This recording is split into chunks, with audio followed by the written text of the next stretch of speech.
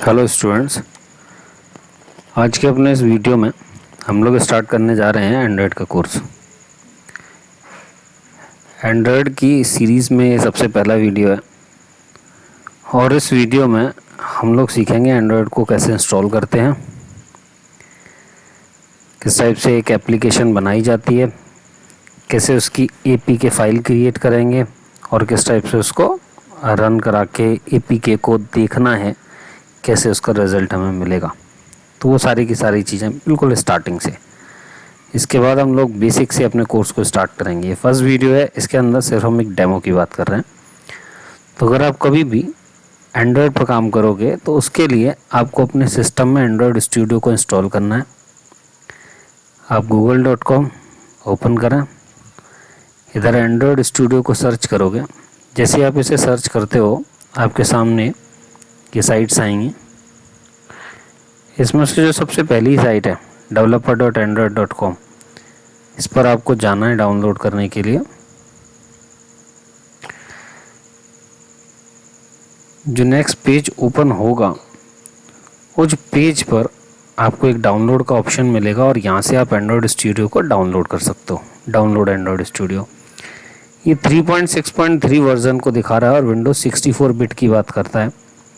अगर आपको कोई दूसरा वर्जन चाहिए, आपकी विंडोज़ 64 बिट नहीं है, 32 बिट है, तो ऐसे केस में आप यहाँ लास्ट में आओ।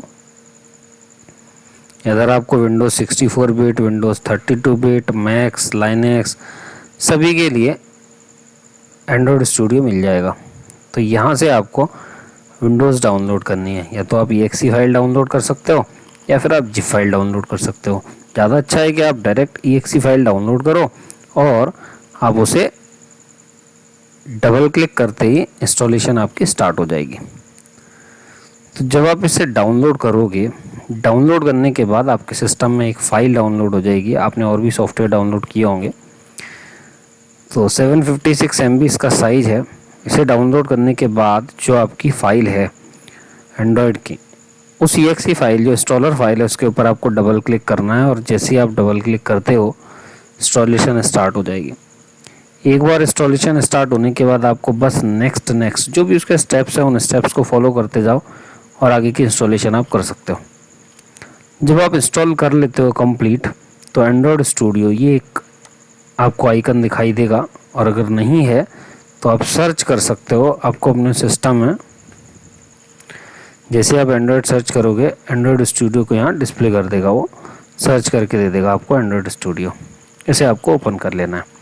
आप चाहो तो इसका डेस्कटॉप पे आइकन क्रिएट कर सकते हो।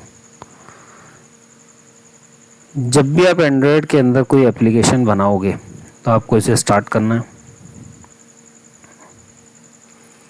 इंस्टॉलेशन करने के बाद जब आप पहली बार एंड्रॉयड स्टूडियो को स्टार्ट करते हो तो ये स्टार्ट होगा तो ये इसको कुछ और लाइब्रेरीज़ की ज़रूरत होती है, कुछ यूटिलिटीज़ की, कुछ इससे रिलेटेड सॉफ्टवेयर्स होते हैं, प्रोग्राम्स होते हैं, तो ये इसको अपडेट करेगा। और उसके लिए आपको अपने सिस्टम में जब भी आप एंड्रॉयड स्टूडियो को रन कराते हो, इंटरनेट को स्टार्ट कर लेना है। इंटरनेट स्टार्ट करने के बाद ही उसको स्टार्ट करें। मेरा ये वर्ज़न इस सिस्टम में पहले से अपडेट किया हुआ है, तो ये कुछ भी अपडेट करने के लिए नहीं बोलता। आपके सिस्टम में अपडेशन स्टार्ट हो जाएंगे और जब ये पूरी तरह से अपडेट हो जाएगा तो उसके बाद आप एप्लीकेशन क्रिएट कर सकते हो।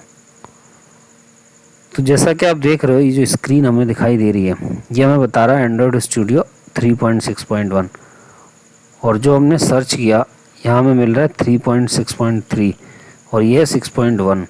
तो इसका एक नया वर्ज़न और आ चुका है। तो हम चाहें तो इसको अपडेट कर सकते हैं, लेकिन मैं भी इसके अपडेट की बात नहीं करता।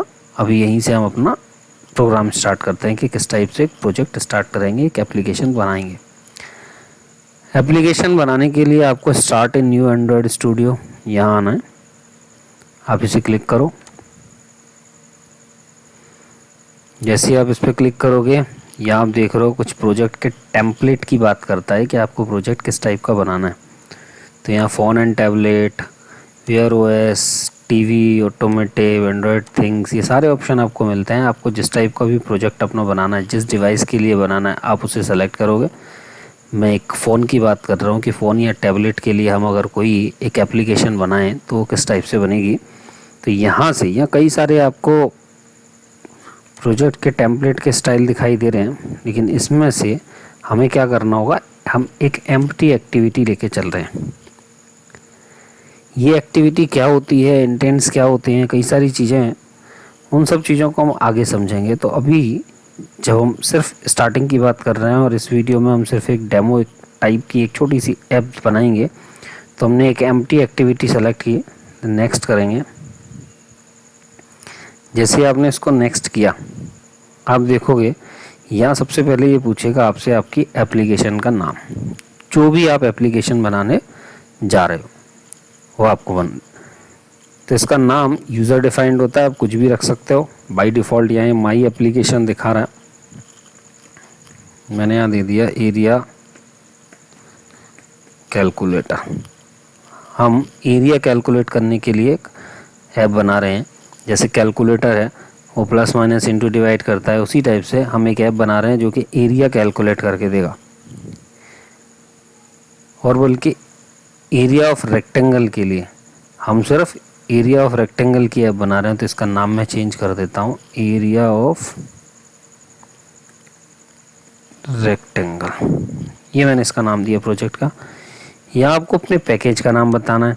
ये पैकेज का नाम बहुत ही इम्पोर्टेंट है और ये किसी भी ऐप का नाम डुप्लीकेट नहीं होना चाहिए। तो आपको जो इसका स्टाइल है वो इस टाइप का, ये जो आपको नाम है आपके प्रोजेक्ट का, ये सबसे लास्ट में खुद ब खुद आ जाएगा।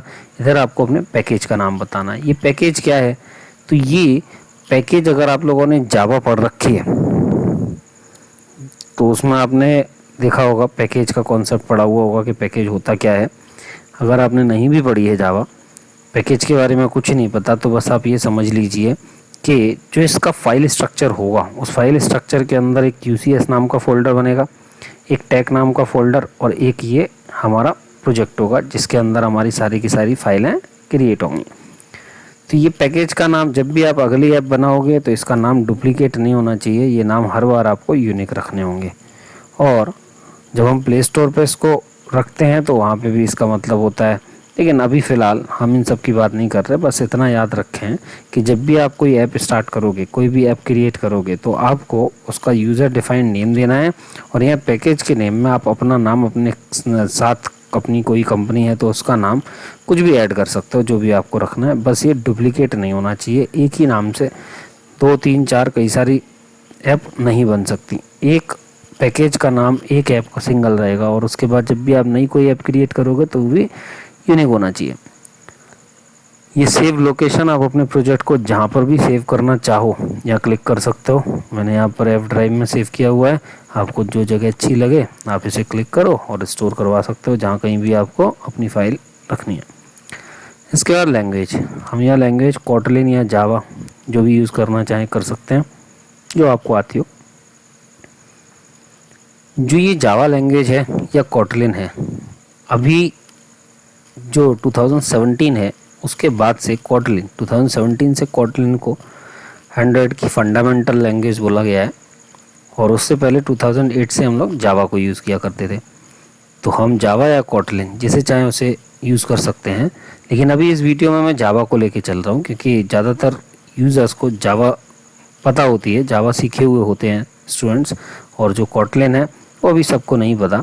लेकिन हम कोटलिन की बात भी करेंगे आगे के फ्यूचर में, जो वीडियो बनाएंगे उनके अंदर कोटलिन का भी वीडियो, अगले वीडियो में आपको कोटलिन से भी एक ऐप बना के दिखाऊंगा, जिससे कि आपको डिफरेंस समझ में आ जाए कि जावा और कोटलिन में कितना यहाँ पे डिफरेंस है, लिखने का स्टाइल क्या होता है। तो अभी फिलहाल हम लोग जावा को सिलेक्ट करेंगे।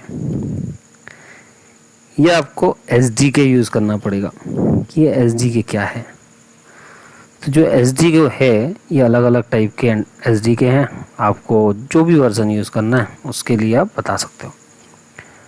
एंड्रॉयड के वर्जन्स के बारे में आपको पता होगा, अगर आप एंड्रॉयड फ़ोन यूज़ करते हो तो आपने देखा होगा कि आजकल जो हमारे वर्जन्स हैं वो ये सब हैं, पाई, ओरियो, क्यू, इन सारे वर्जन्स को हम लोग यूज़ करते हैं। तो जिसके पास जो भी मोबाइल है उसके अकॉर्डिंग उसका जो मोबाइल जिस वर्ज़न को सपोर्ट करता है। तो आप देखोगे जैसे हम अगर लॉलीपॉप वर्जन की बात करें तो 94.1% डिवाइसेस जो भी हैं इस समय अप्रोक्स इतनी डिवाइसेस के अंदर हमारी ऐप काम करेगी। और अगर हम बात करें नोगट 7.1.1 की तो 66.2%। अगर हम और इसके आगे के वर्जन हम सिर्फ बोलते हैं कि भाई हम सिर्फ पाई के लिए ही काम करेंगे तो 39.5% डिवाइसेस के अंदर ही ये ऐप आपकी रन हो पाएगी। तो इसकी वजह से क्या होगा कि आपको मार्केट कम हो गया और आपकी ऐप को जो यूज़र्स हैं वो बहुत कम हो गए। तो ज़्यादा अच्छा है कि हम उस API को यूज़ करें जिसमें ज़्यादा से ज़्यादा डिवाइसेस हमारे इस ऐप को यूज़ कर पाएँ। तो फ़िलहाल हम लोग लॉलीपॉप वर्जन यूज़ करेंगे। 94.1% अप्रोक्स सभी डिवाइसेस के अंदर ये चल रहा है। तो इसको यूज़ करने के बाद फिर हम यहाँ करेंगे इसको फिनिश। हमने एक एक्टिविटी ली, जैसे हमने इसको फिनिश किया ये थोड़ा सा टाइम लेगा। अगर आपका सिस्टम स्लो है तो उसमें और ज़्यादा टाइम देगा। ये आपको पूरा का पूरा फाइल स्ट्रक्चर तैयार करके देगा आपको, और डिपेंड करेगा सिस्टम के ऊपर कि हमारा सिस्टम किस टाइप का है, उसमें रैम कितनी है, उसमें हार्ड डिस्क कैसी है, SSD है, नॉर्मल हार्ड डिस्क है। तो यहाँ देख रहे हो आप कि ये कुछ स्ट्रक्चर्स तैयार कर रहा है। ये नीचे देखोगे आप ये ग्रेडल बिल्ड, यहाँ ध्यान दें, ये जो ग्रेडल बिल्ड है ये बता रहा है कि अभी बिल्डिंग चल रही है। बिल्डिंग का मतलब क्या है, ये पूरी की पूरी देख रहे हो आप फाइल स्ट्रक्चर ये तैयार कर रहा है आपके लिए। फाइल, डायरेक्टरी, पैकेज सब कुछ ये जो एंड्रॉयड स्टूडियो है वो हमारे लिए करके देता है। और उसके बाद हमारा काम होता है सिर्फ कोडिंग करना या फिर कोई भी नए पैकेज या नई क्लास बनाना, वो सब कुछ हमें करना होगा। तो ये थोड़ा टाइम लेता है अगर आपका सिस्टम ज़्यादा स्लो है। अगर आपको एंड्रॉयड स्टूडियो में काम करना है तो कम से कम 4 GB रैम होनी चाहिए सिस्टम की, और 8 GB हो तो और ज़्यादा अच्छा है। 8 GB में अगर 8 GB रैम है तो आपका सिस्टम ठीक चलेगा, और अगर 4 GB रैम है तो थोड़ा सा स्लो होगा। और डिपेंड करता है हार्ड डिस्क के ऊपर कि आपकी अगर hard disk normal hard disk है, ये SSD, अगर आपने SSD हार्ड डिस्क लगा रखी है तो वो थोड़ा स्पीड से काम करेगी। तो हार्ड डिस्क और रैम के ऊपर डिपेंड करेगा कि अगर आपकी हार्ड डिस्क कैसी है और रैम कितनी है। 8 GB रैम के साथ एंड्रॉयड स्टूडियो स्पीड से काम करेगा, ठीक से काम करेगा। तो अभी आप देख रहे हो इतना टाइम हो गया है और ये लगभग एंड होने वाला है। यहीं कुछ नहीं दे रहा, देखिए Gradle sync finished in 1 minute 17 second 690 milliseconds. तो ये इस टाइप से इसने इतना टाइम दिया, और इतना टाइम लेने के बाद हमारे लिए पूरा का पूरा स्ट्रक्चर तैयार करके दे दिया। यहाँ इसके अलग अलग टाइप की चीज़ें हैं, लेकिन हम एंड्रॉयड को ही सिलेक्ट करके रखेंगे अभी। या हमारे लिए जो सबसे ज़्यादा ज़रूरी चीज़ें, ये पूरे स्ट्रक्चर सभी कुछ ज़रूरी है, हमें सारी चीज़ों के बारे में मालूम होना चाहिए।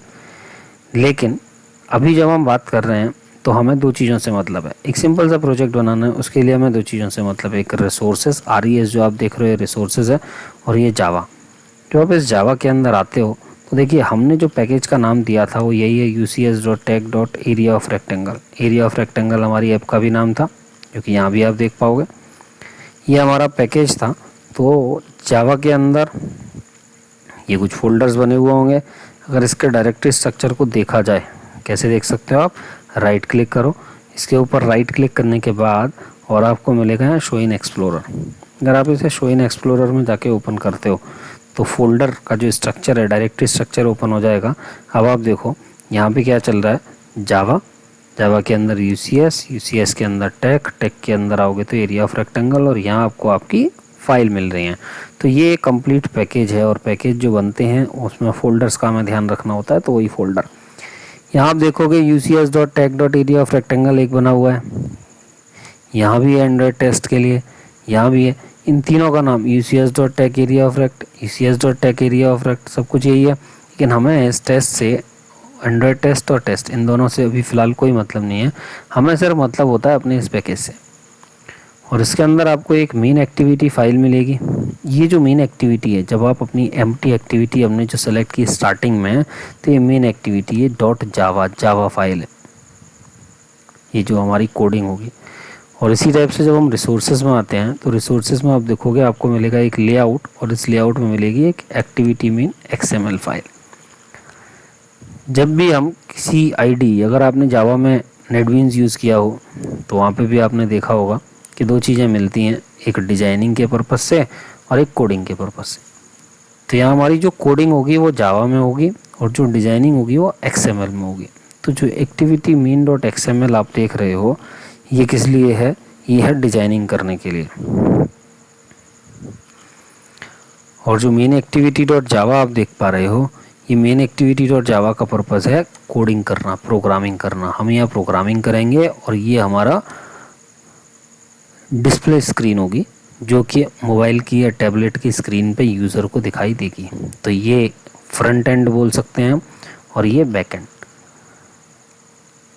हमारा जो भी स्ट्रक्चर दिखाई देगा वो ये है और जो प्रोसेस करेगा वो ये है। हम बोल सकते हैं कि जो XML है ये बॉडी है और जो मेन एक्टिविटी है ये इसका दिमाग है, माइंड है, क्योंकि प्रोसेसिंग का सारा काम जो करेगा वो जावा फाइल के थ्रू होगा और जो यूज़र को दिखाई देगा वो ये है। तो बॉडी जो होगी वो ये है और इसका जो माइंड है जो प्रोसेस करने का काम करेगा वो ये करेगा। इन चीज़ों को और डिटेल में समझेंगे आगे के वीडियोज़ में। अब ये फर्स्ट वीडियो है और उस वीडियो में हम सिर्फ इतना समझ रहे हैं, इतना सीख रहे हैं कि किस टाइप से एंड्रॉयड स्टूडियो को यूज़ किया जाता है। तो जब हम यहाँ आते हैं इस XML फाइल पर, आप देखोगे कि ये जो XML फाइल है ये आपको एक लेआउट दिखेगा जहाँ बीच में हेलो वर्ल्ड लिखा हुआ है। अगर ये आपको क्लियर दिखाई नहीं दे रहा तो आप देखो यहाँ पे हमें 3 ऑप्शन मिलते हैं। एक ये है, ये इसके कोड की बात करेगा। ये जो लेआउट आप देख रहे हो ये XML की कोडिंग से बना हुआ है, इसका मतलब आपको XML के बारे में भी नॉलेज होनी चाहिए। ये आपका XML की बात करेगा। अगर हम इसकी बात करें थर्ड ऑप्शन की, ये इसके डिज़ाइन की बात करेगा कि डिज़ाइन किस टाइप का बनाया है हमने। इसको हम चाहें तो जूम भी कर सकते हैं, जूम करके देख सकते हैं कि हेलो वर्ल्ड लिखा हुआ है और माइनस करके इसको ये जूम इन जूम आउट की बात करते हैं, जैसे आप देखना चाहो। आप चाहते हो आपको कोड और डिज़ाइन दोनों दिखाई दें तो आप इसे क्लिक करके रखो, यह आपको कोड डिस्प्ले करेगा और यहाँ पे आपको डिज़ाइन मिलेगा। ये जो कोड है XML का, इसके अंदर कई सारी चीज़ें जो आपको मालूम होनी चाहिए, लेकिन फ़िलहाल हम सारी चीज़ों को एक ही वीडियो में स्टार्टिंग में ही नहीं सीख सकते। हमें इसको सीखने के लिए थोड़ा सा टाइम देना होगा। बट इस फर्स्ट वीडियो में जैसा कि मैंने आपसे बोला कि हम एक सिंपल सी एक छोटी सी ऐप ज़रूर बनाएंगे, तो वो हम बनाएंगे तो उसके लिए हम यहाँ डिज़ाइनिंग, देखिए ये ऐप हमने क्या ली थी, एरिया ऑफ रेक्टेंगल। अगर एरिया ऑफ रेक्टेंगल की हम बात करें तो उसके अंदर जो फॉर्मूला होता है, एरिया ऑफ रेक्टेंगल अगर कैलकुलेट करना है आपको तो आपको लेंथ और ब्रेड्थ के बारे में पता होना चाहिए कि लेंथ क्या है और ब्रेड्थ क्या है। और आप एरिया के लिए लेंथ इनटू ब्रेड्थ करके फॉर्मूले के थ्रू रिजल्ट कैलकुलेट करके और एरिया कैलकुलेट कर सकते हो, उसको डिस्प्ले करा सकते हो। इसी के लिए हम एक छोटी सी ऐप बना रहे हैं। हम यूज़र से लेंथ और ब्रेड्थ इनपुट करवाएंगे, यूज़र एक बटन पर क्लिक करेगा और जैसे ही बटन पर क्लिक करता है उसको रिजल्ट मिलना चाहिए। तो यहाँ जो आप देख रहे हो ये विशेष ध्यान दें इस चीज़ के ऊपर कि ये क्या है, कंस्ट्रेंट लेआउट। ये लेआउट क्या होते हैं, ये अलग अलग टाइप के लेआउट होते हैं। यहाँ एंड्रॉयड में आपको लीनियर लेआउट मिलेगा, relative layout, grid layout, constraint layout और भी कई सारे लेआउट्स होते हैं। तो उन लेआउट्स का मतलब है कि आप जो डिज़ाइन बनाओगे उसे आपको किस टाइप से कैसे जो कंटेंट है उनको रखना है इस लेआउट के अंदर। ये लेआउट एक हमारा व्यू होता है और एक व्यू ग्रुप होता है। तो ये व्यू और व्यू ग्रुप क्या होते हैं, व्यू के अंदर ये विजिट्स क्या होते हैं, व्यू ग्रुप क्या रहता है, उन सारी चीज़ों की डिटेल में बात करेंगे हम बाद में।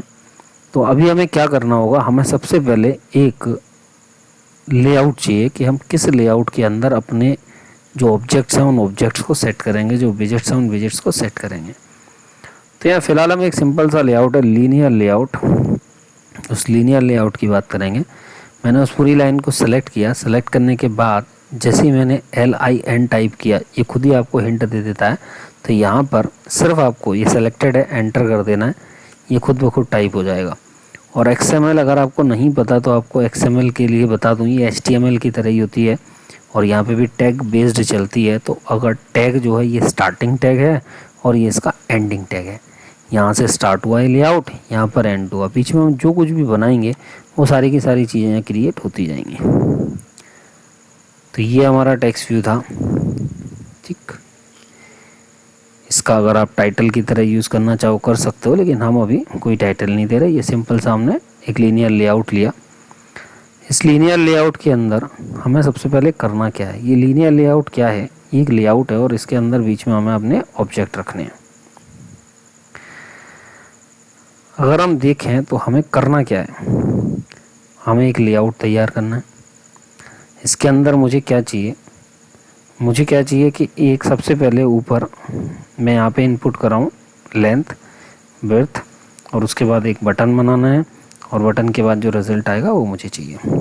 तो मुझे जो ऑब्जेक्ट है वो एक के बाद एक चाहिए। ये जो लीनियर लेआउट है इसके अंदर हम लोगों को ओरिएंटेशन सेट करनी होती है, तो हम इसको ओरिएंटेशन सेट कर देते हैं। ये जो ओरिएंटेशन है वो आर जैसे मैंने टाइप किया है ओरिएंटेशन, और ओरिएंटेशन हॉरिजॉन्टल या वर्टिकल, आपको किस टाइप की ओरिएंटेशन सेट करनी है। हॉरिजॉन्टल लाइन बाय लाइन, मतलब हॉरिजॉन्टल स्टाइल से लेके चलेगा। वर्टिकल पहला ऑब्जेक्ट फर्स्ट लाइन में, अगला उसके नीचे, अगला उसके नीचे, इस टाइप से चलेगा। तो हमें यहाँ पे फ़िलहाल वर्टिकल हमने यूज़ कर लिया। अब हम इसकी डिजाइनिंग करेंगे, तो डिजाइनिंग करते टाइम मुझे अगर कोई डेटा इनपुट कराना है तो यहाँ जो विजिट्स होते हैं वो कई सारे हैं, उनकी बात हम बाद में करेंगे। फ़िलहाल हम सिर्फ इतना समझ लेते हैं कि हम एडिट टेक्स्ट यूज़ करते हैं। हमने क्या लिया यहाँ पे, एडिट टेक्स्ट।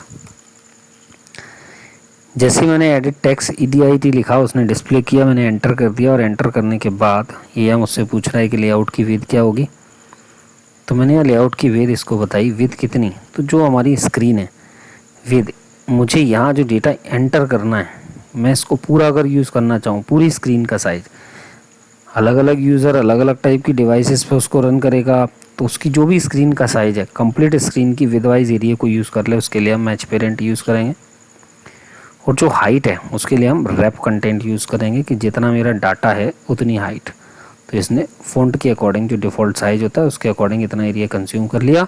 यहाँ पे हम डेटा एंटर कर सकते हैं। इसके बाद अगर आपने कोई प्रोग्रामिंग लैंग्वेज नहीं सीखी है तो आपको एंड्रॉयड करने से पहले वो प्रोग्रामिंग लैंग्वेज सीखनी होगी।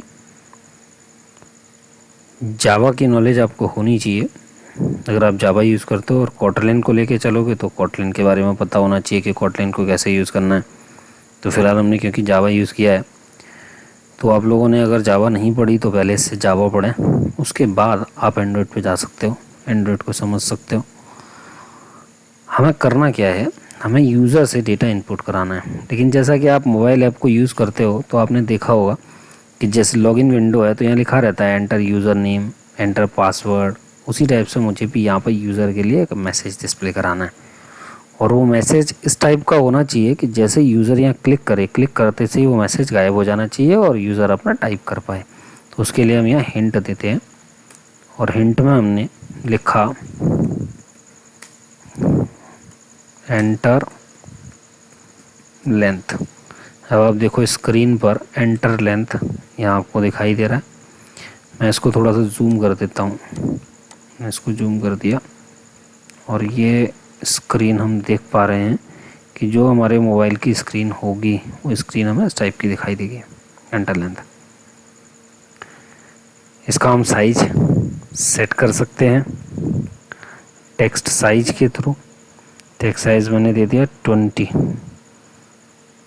20 dp, ये 20 dp इस टेक्स्ट का हमने साइज दिया। और टेक्स्ट साइज के साथ साथ हम चाहें तो इसके टेक्स्ट का कलर भी दे सकते हैं। अभी फ़िलहाल यहाँ पे हमें कलर देखो एसेंटिक कलर मिल रहा है, प्राइमरी डार्क कलर मिल रहा है, मैंने प्राइमरी यूज़ कर लिया। ये प्राइमरी क्या है, डार्क क्या है, वो सारी की सारी चीज़ें हम लेके चलेंगे। तो ये हमने दिया इसका टेक्स्ट कलर, कि जो टेक्स्ट का कलर है वो ये होना चाहिए। लेकिन ये कलर तो चेंज हुआ ही नहीं क्योंकि ये हिंट है, जब यूज़र टाइप करेगा तो उस कलर से आएगा। टेक्स्ट का मैंने कलर सेट कर दिया, टेक्स्ट का साइज सेट कर दिया। इसके साथ साथ मुझे इसकी एक आईडी देनी है। मैं इसे यहीं बंद कर देता हूँ, मैंने क्लोजिंग टैग एंड कर दिया, और यहाँ पर हम आईडी इसलिए दे रहे हैं जिससे कि हम इसे वेरिएबल की तरह से यूज़ कर पाएँ। इसके डेटा को रीड या राइट करना है अगर आपको, तो इसको आपको आईडी देना पड़ेगा जिससे कि आप इस ब्लॉक को एक्सेस कर पाओ। आईडी का नाम मैंने दे दिया, और EDT लेंथ ये हमने इसकी आईडी दे दी। तो एक टेक्स्ट फील्ड हमारा सेट हो गया। दूसरा टेक्स्ट फील्ड हम चाहें तो इसी को कॉपी पेस्ट कर सकते हैं। तो मैंने इसी को सिलेक्ट कर लिया और सिलेक्ट करने के बाद इसे कॉपी कर दिया। ये जो लेंथ है EDT, इसको मैं चेंज कर देता हूँ, लेंथ की जगह विड्थ कर दिया। और यहाँ पर भी हम चेंज कर देते हैं एंटर विड्थ। तो ये हमने दोनों वैल्यू ले ली। अगर आपको ऊपर से थोड़ा सा गैप देना है तो आप दे सकते हो, उसके लिए आप मार्जिन दे सकते हो, या फिर आप अपने लेआउट में ही पैडिंग दे सकते हो। मैंने उसको पैडिंग दे दिया और पैडिंग दे दिया 20 dp। तो आप देखोगे आपने अगर पैडिंग दे दिया तो ऊपर से भी थोड़ा सा गैप आ गया और साइड से भी थोड़ा गैप आ गया। राइट में देखते हैं यहाँ पे भी थोड़ा सा गैप आ गया। तो अगर पैडिंग ने एक ही बार में दे दी तो स्क्रीन के बाद ये जो भी हमारे कंपोनेंट हैं बीच में गैप आ गया।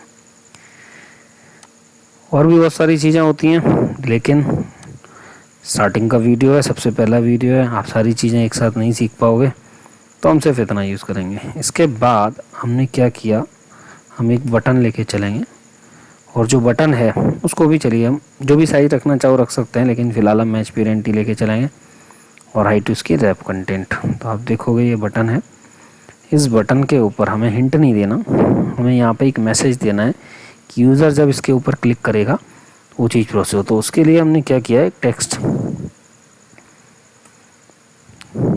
और टेक्स्ट में मैंने लिखा कैलकुलेट एरिया। इसका अगर आपको कलर चेंज करना है तो आप बैकग्राउंड यूज़ कर सकते हो, बैकग्राउंड, और बैकग्राउंड के अंदर एसेंट यूज़ कर लिया मैंने। ये कैलकुलेट एरिया हो गया, थोड़ा छोटा कर देते हैं, अब आपको थोड़ा क्लियर दिखेगा। ये इस टाइप से लेके चल रहे हैं। तो enter length, enter width, calculate area. अगर आप चाहते हो कि इस बटन और यहाँ थोड़ा सा गैप आ जाए तो हम यहाँ पे मार्जिन दे सकते हैं, मार्जिन टॉप। मार्जिन टॉप कितना मार्जिन देना है, मैंने यहाँ दे दिया 30 dp, 30 dp का मार्जिन। तो ये मार्जिन सेट हो गया। और मार्जिन सेट करने के साथ साथ मैं ये चाहता हूँ कि भी इसके ऊपर क्लिक करने से मुझे रिज़ल्ट भी मिले। तो हम यहाँ क्या करेंगे, ऑन क्लिक। ऑन क्लिक में फंक्शन, मैंने यहाँ पे एक फंक्शन बनाया एरिया कैलसी, ये मेरा फंक्शन हो गया। जब मैं क्लिक करूँगा तो ये फंक्शन को कॉल करे। अभी आप देख रहे हो रेड लाइन आ रही है, रेड लाइन आने की वजह क्या है, क्योंकि ये फंक्शन अभी हमने नहीं बनाया हुआ। इनके बीच में भी आपको अगर गैप चाहिए तो आप यहाँ पे भी मार्जिन दे सकते हो, मार्जिन, बल्कि चलिए मार्जिन टॉप, और मार्जिन टॉप में मैंने 20 dp और दे दिया तो थोड़ा गैप आ गया। इस टाइप से आप इनके बीच में भी गैप सेट कर सकते हो, तो जैसा आप चाहो। ये हमने कैलकुलेट एरिया बना लिया। और इसके बाद मुझे यहाँ पे रिज़ल्ट चाहिए, तो रिज़ल्ट के लिए आप टेक्स्ट व्यू यूज़ कर सकते हो मैसेज डिस्प्ले कराने के लिए, या फिर एडिट टेक्स्ट भी बना सकते हो। तो जो भी आपको रिज़ल्ट डिस्प्ले कराना है आप एडिट टेक्स्ट या टेक्स्ट व्यू दोनों में से कुछ भी यूज़ कर सकते हो। एडिट टेक्स्ट वैल्यू को इनपुट कराने के लिए यूज़ किया जाता है, इसलिए हम उसकी बात नहीं कर रहे हैं। यहाँ हमने क्या किया, एक टेक्स्ट व्यू लिया और टेक्स्ट व्यू को भी मैच पेरेंट कर दिया, या हमने रैप कंटेंट कर दिया, मैच पेरेंट और रैप कंटेंट। इसके साथ ही साथ अब क्योंकि मुझे यहाँ रिज़ल्ट डिस्प्ले कराना है तो इसका फ़िलहाल हम टैग से देते हैं। और यहाँ पे अभी तो कुछ भी नहीं है तो हम यहाँ पे क्या देते हैं, टेक्स्ट की जगह मैंने यहाँ दे दिया हिंट, हिंट और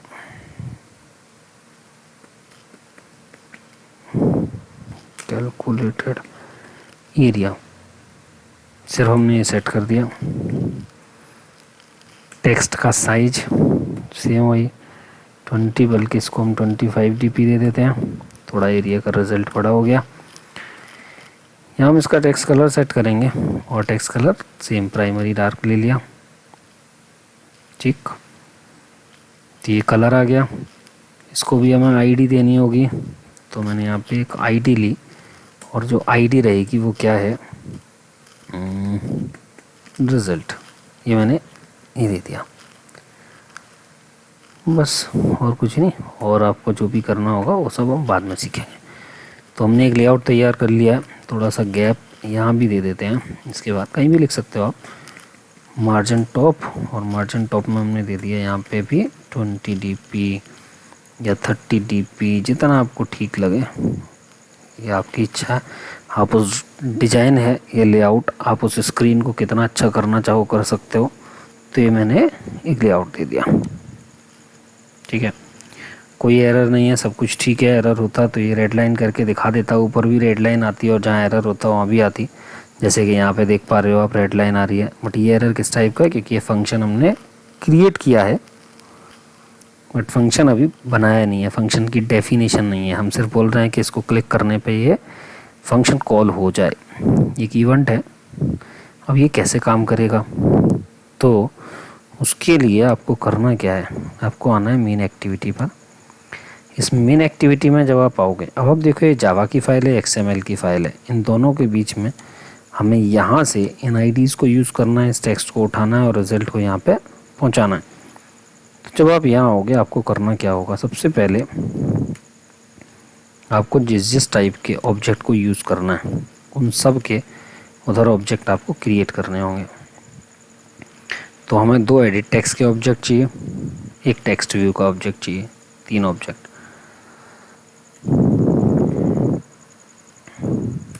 एडिट टेक्स्ट LB,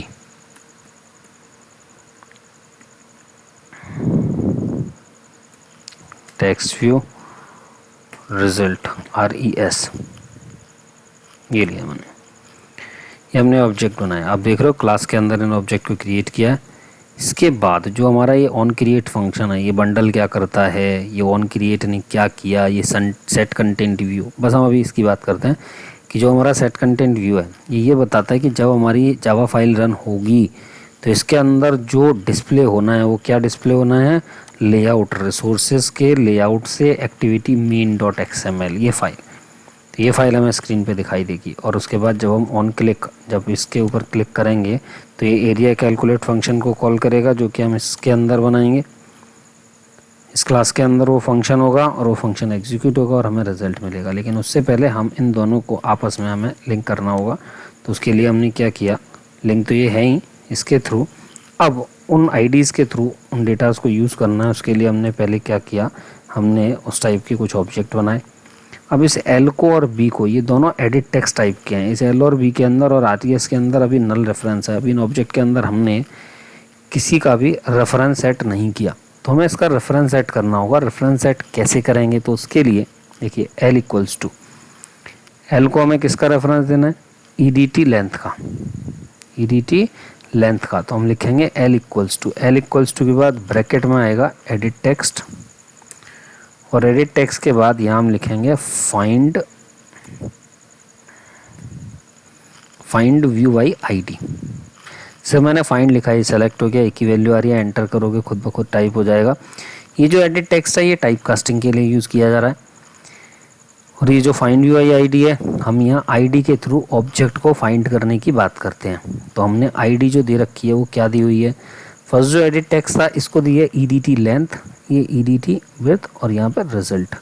तो जब हम यहाँ आएंगे, हम यहाँ क्या करेंगे, R, यहाँ हमने क्या किया, R डॉट, और R स्मॉल लेटर में लिखा है मैंने, तो ये बात ही नहीं कर रहा कुछ भी, तो R हम लिखेंगे कैपिटल में, R डॉट ID डॉट, और जो भी हमने लिखा था EDT, ये L है लेंथ के लिए, ठीक। तो ये डेटा हमारा स्टोर हो गया। दूसरा हम करेंगे B = ब्रैकेट एडिट टेक्स्ट, और इसके बाद find view by ID, R dot ID dot EDT width, ये यूज़ किया। इसके बाद जो RES है, RES = ये टेक्स्ट व्यू टाइप का है, तो इसकी टाइप कास्टिंग करेंगे टेक्स्ट व्यू, और find view by ID, R dot ID dot result, ये हमने रेफरेंसिंग सेट कर दी। इससे क्या हुआ, L, B और RES। अब L का मतलब है EDT लेंथ, B का मतलब है विड्थ, और RES का मतलब है रिजल्ट। हम L को यूज़ करेंगे तो इसका मतलब हम इस एडिट टेक्स्ट की बात कर रहे हैं, वी का मतलब हम इसकी बात कर रहे हैं, और यहाँ पर RES। ये सब आप देख रहे हो हमने ऑन क्रिएट मेथड के अंदर ही बनाया है। अब इसके बाहर आते हैं और यहाँ एक फंक्शन बनाते हैं। जो ये फंक्शन है ये पब्लिक, हमें कुछ भी रिटर्न नहीं कराना इसलिए हम वॉइड लिखते हैं। ये रिटर्न क्या होता है यह अपने फंक्शन से समझ में आएगा।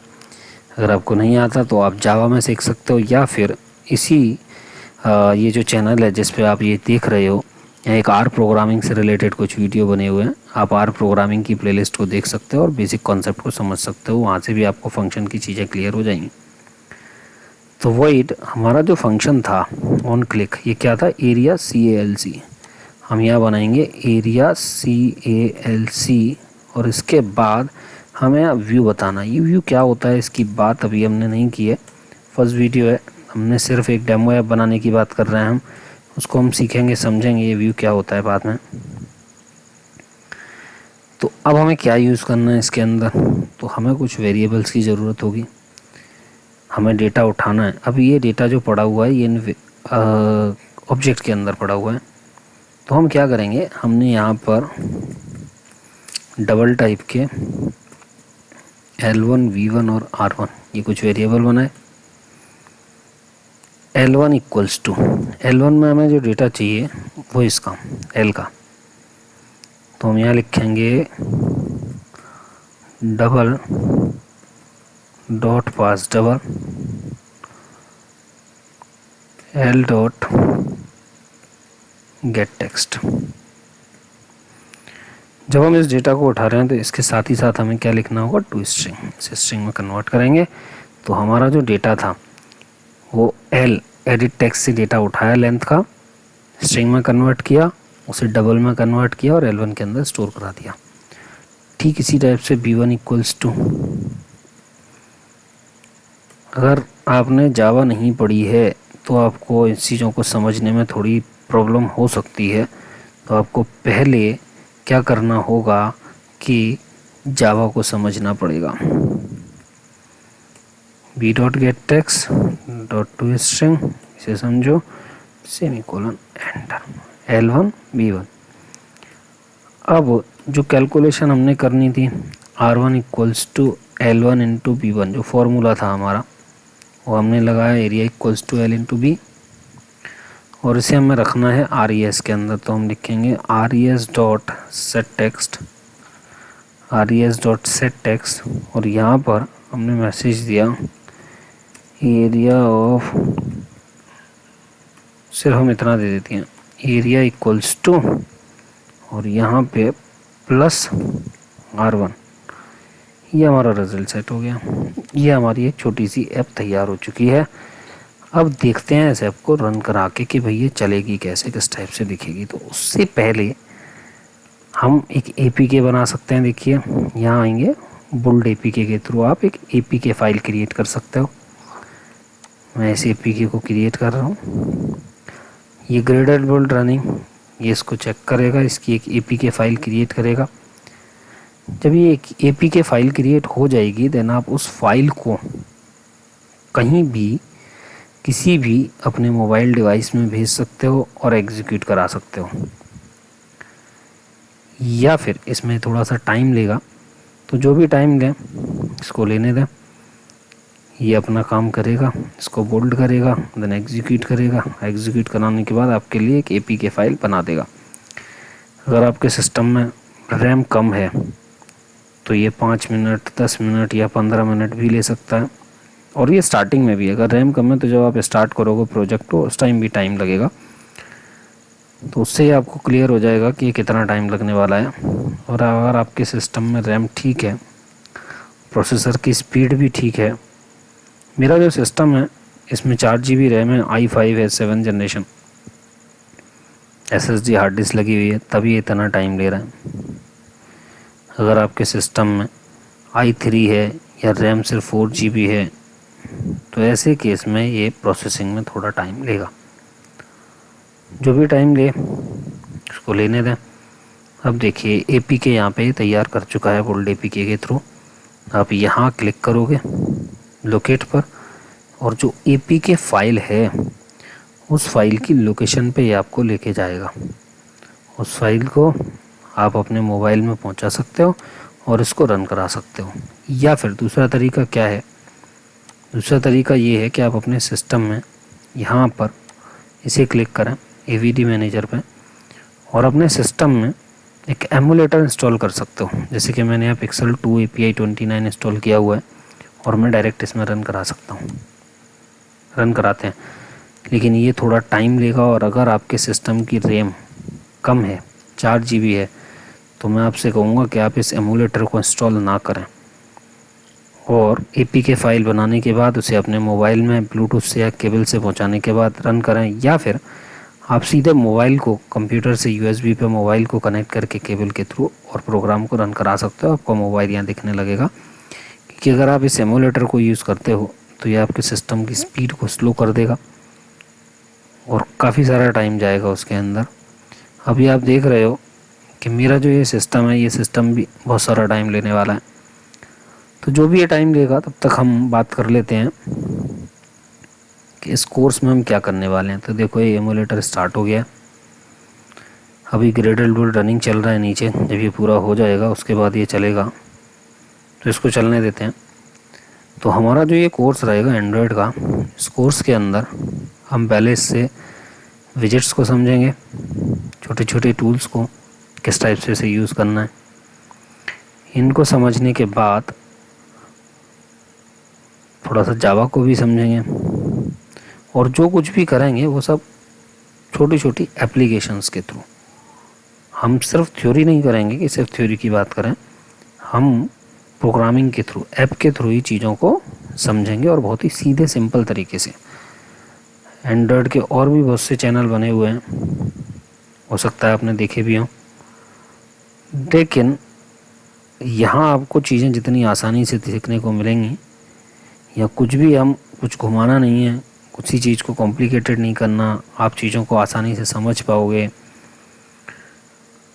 तो देखें ये स्टार्ट हो रहा है हमारा एमुलेटर। एमुलेटर हमारा ये waiting for target device to come online. तो ये मैंने लास्ट टाइम इसको शट डाउन कर दिया होगा, इसकी वजह से ऑनलाइन ओपन होने में थोड़ा सा और टाइम लेगा। जैसे ये स्टार्ट हो जाएगा हमें हमारी ऐप दिखाई दे जाएगी।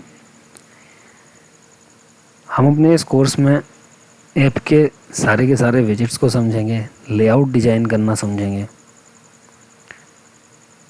कैसे ऐप बनाते हैं, डेटाबेस की भी बात करेंगे आगे चल के, और फुल फ्लैश ऐप तैयार करेंगे कि किस टाइप से आपको ऐप बनानी है। डेटाबेस के कई सारे ऑप्शन हैं, हम SQLite यूज़ कर सकते हैं, हम फायरबेस यूज़ कर सकते हैं। उन सारी चीज़ों को कैसे यूज़ किया जाता है, किस टाइप से ऐप बनाई जाती हैं, उन सब की बात करेंगे। लेकिन उसके लिए अगर आप चाहते हो कि आपको एंड्रॉयड पूरी तरह से आए, ऐप बनाना आ जाए, तो उसके लिए आपको वीडियो को पूरा देखना होगा। अगर आप स्किप करते हुए देखते हैं तो उससे आपको चीज़ें क्लियर नहीं होने वाली। तो आप स्टार्टिंग से एंड तक सारे वीडियोस को देखें। लेकिन एंड्रॉयड समझने से पहले आपको जावा क्लियर होनी चाहिए, आपको जावा की समझ होनी चाहिए या कॉटलिन की समझ होनी चाहिए। आपको ऑब्जेक्ट ओरिएंटेड से रिलेटेड, जो ऑब्जेक्ट ओरिएंटेड यानी उप्स के कॉन्सेप्ट होते हैं, वो कॉन्सेप्ट क्लियर होने चाहिए। तभी आप एंड्रॉयड को समझ पाओगे। तो ये जो मैंने वीडियो बनाया है, ये वीडियो जावा के थ्रू बनाया है। अगला वीडियो जो हम बनाएंगे वो कॉटलिन के थ्रू बनाएंगे, जिससे कि आपको दोनों चीज़ें समझ आ जाएं कि कॉटलिन और जावा में बेसिक डिफरेंस क्या है। इसी टाइप का एक वीडियो बनाएंगे अगला, ऐसे ही एरिया कैलकुलेट करेंगे। लेकिन जो हम कोडिंग यहाँ जावा की कर रहे थे, वो सारी कोड हम चेंज करके उन कोडिंग्स को हम बनाएंगे कॉटलिन के थ्रू। तो कैसे चलेगा, किस टाइप से बनेगा, कैसे उसमें कोडिंग की जाती है, वो सब भी हम सीखेंगे, कॉटलिन को भी समझेंगे इस कोर्स के अंदर। देखिए हमारा फ़ोन तो तैयार हो चुका है, लेकिन अभी भी हमारी ऐप स्टार्ट नहीं हुई है। तो आप देख सकते हो कि इंस्टॉलेशन करने में कितना टाइम लेता है, तो हम थोड़ा सा इसके लिए वेट करेंगे। जितना भी टाइम ले आपको उतना टाइम देना पड़ेगा। अगर आप एमुलेटर इंस्टॉल कर लेते हो तो ये आपकी स्क्रीन को स्लो कर देता है, आपके सिस्टम को स्लो कर देगा। तो आप सिर्फ और सिर्फ वेट ही कर सकते हो और आपके पास कोई दूसरा ऑप्शन नहीं है। ये 2 मिनट, 5 मिनट, 10 मिनट, जितना भी टाइम है ले सकता है। तब तक आपके पास टाइम है। अगर आपका सिस्टम ज़्यादा स्लो है, आप चाय और कॉफ़ी इसका भी मज़ा ले सकते हो। अभी देखिए ये ऑनलाइन हो चुका है और यहाँ इंस्टॉलेशन की बात कर रहा है। ये हमारी जो ऐप बनी है, इस ऐप को इस मोबाइल के अंदर इंस्टॉल करने की बात कर रहा है। जैसे ही इस APK फाइल को इंस्टॉल कर देगा, इंस्टॉल करने के बाद ये उसे एग्जीक्यूट करा देगा, रन करा देगा। और रन होते ही आप देख सकते हो कि आपकी जो ऐप, जो आपने इतनी मेहनत करके समझी है, बनाई है, वो किस टाइप से कैसे चलेगी, कैसे आपको दिखेगी। देखिए ऐप इंस्टॉल हो चुकी है। इंस्टॉल होने के बाद देखें रन हो रही है। अभी वाइट स्क्रीन, ये देखिए ये आ गया हमारा पूरा का पूरा स्क्रीन पे। यहाँ पर जो हमने हिंट दिया था, एंटर लेंथ, ये हिंट हमें दिखाई दे रहा है। यहाँ हम क्लिक करेंगे माउस से, कर्सर ब्लिंक करने लगेगा और आप यहाँ टाइप कर सकते हो जितनी भी लेंथ है। जैसे मैंने यहाँ दे दिया 6। उसके बाद यहाँ आते हैं। यहाँ देख रहे हो आप, मुझे यहाँ वैल्यू चाहिए लेकिन ये कीबोर्ड इस टाइप का आ रहा है, तो उसकी सेटिंग कैसे करेंगे वो सब हम सीखेंगे बाद में।